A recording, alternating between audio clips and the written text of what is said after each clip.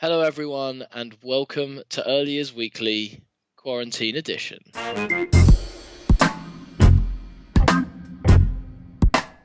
Hi, everyone, and welcome to my crib. That's right, we have Early Years Weekly, episode number 26, and as you can tell, having to do it from my home. Everything's on shutdown here in Denmark, and that includes the family office, where we are now all working from home. But I didn't want to let that stop me bringing you the news, so it might be a slightly weird situation to be in, but I still want to talk about all the important stuff that's happening in the UK and for the early years sector right now. So let's get straight into it. First up, this week we had the budget on Wednesday, and sadly, early years settings and nurseries will not be getting the 12-month business rates holiday that's been extended to a lot of other businesses. The Chancellor announced that they're trying to protect businesses on the consumption side, and that excludes nurseries. But sadly, as I think Liz Roberts pointed out in Nursery World, does that make pubs more worthy of early years settings than having a little bit of relief in these tough times? I think it's really sad to see. Also, of course, in the budget, we sadly didn't see any changes to funding or any of the other issues that we know are facing early years settings.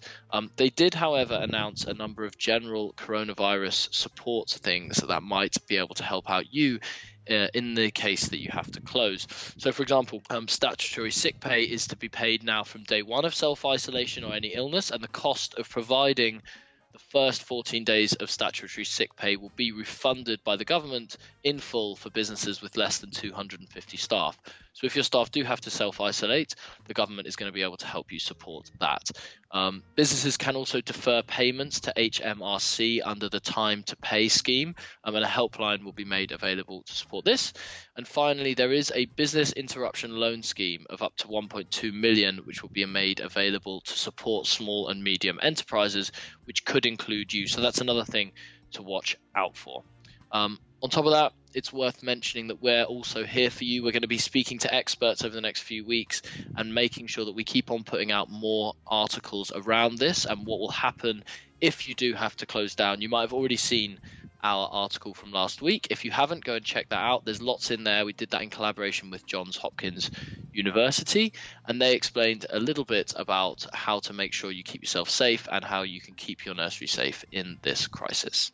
So I know it's a difficult time right now, and I have a couple of recommendations for you to check out. First of all, I would definitely recommend having a look at the NDNA's page, all about the latest updates on COVID-19 and what it means for you and your setting.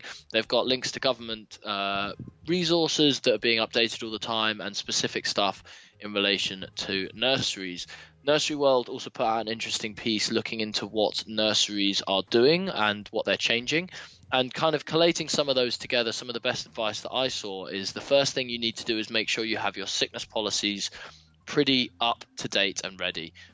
Practitioners are in harm's way by interacting with so many children, so you need to make sure that they also feel protected in case they need to self-isolate. I think the second thing is how you're working with parents. You need to make sure that you're giving fair warning to parents that it could be that you have to offer a reduced service, and make some decisions around how you would choose which parents you would prioritize. Also, perhaps try and make sure that they're letting you know their travel plans and other things so that you can plan accordingly. I think it makes sense to educate your staff as much as possible, that you have a clear policy in place around how staff can spot the illness and what happens if they do think a child might be unwell. If you're doing any kind of intergenerational care, or whether you're visiting older relatives of any of the children, I think it's worth mentioning that that's something we need to try and reduce during these times, as that's kind of the age bracket that are most at risk. And of course, make sure you're involving the children. I think I saw a really great tweet from Alison Featherby where she said, we need to remember that children pick up on the signs and signals, whether it's in the news or what people are talking about.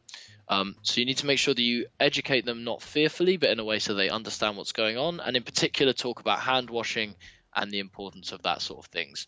Finally, make sure that you check your insurance and your terms and conditions so you know whether you're covered in the event of a closure, and if you do have to close, what rights you have with the parents in terms of them having to pay for the service. One more story about coronavirus before we move on to some other news, and this is the news that the Early Years Alliance are asking Ofsted to suspend all inspections. Hold up, This next bit was meant to be about how the Early Years Alliance have called on Ofsted to suspend routine inspections. But as we were editing, the news broke that Ofsted have announced they will indeed do that. So following the updated guidance from the Prime Minister around social distancing, the Ofsted have called on that they will be suspending all of their routine early years inspections. So that means providers won't be judged on the quality of their provision when they might not be able to be at their absolute best standard, and also just stopping unnecessary external visitors coming into the setting. So good news for you, and time to move on with the next story. So, of course, coronavirus is dominating the early years news, but there are some interesting stories that have come out as well this week. And one of them is that Topstay Nurseries have started to offer plant-based meals to their staff for free. So this is at staff meetings and training events, and it follows on from a lot of the other work that Cheryl Hadland and her team have been doing about sustainability within the early years, leading the campaign on glitter and on reusable nappies, as well as many other initiatives. I'd be really interested to hear your thoughts on this around vegetarianism and veganism, and whether you're thinking about changing the meals in any way that you offer at your setting with the climate or with diet in mind. Let us know in the comments down below what you're doing and what you think. And finally, an interesting story all about self-regulation. So this is a new study that's come out that suggests that when we let babies cry it out, or when parents let babies cry it out when they're sad, a few times or often, it doesn't necessarily have any adverse effect on their development or on their attachment. The research found that those parents who did let the babies cry it out from time to time were not necessarily less sensitive in their parenting, but they intuitively felt that as the child got older, it was okay to let them cry it out. One of the other things that the study found is that, in fact, this may help to improve a child's self-regulation when they're able to take that time to understand their emotions themselves. Again, something I'd love to hear your opinion on. Is this something that you do in your settings? You consider letting children have the time and the space to cry out first? Or do you think it's best that we need to rush over and make sure children feel like there's someone there keeping them safe? Really interested to hear what you think. So that's it for episode 1 of Quarantined Early Years Weekly. Make sure to hit that subscribe button. We'll be doing these every week from home for the foreseeable future, but we'll be keeping you updated on the latest news, including the latest on the coronavirus situation and what it means for you in your settings. So don't forget to hit that subscribe button and like and comment to let us know what you thought. We'll see you next time.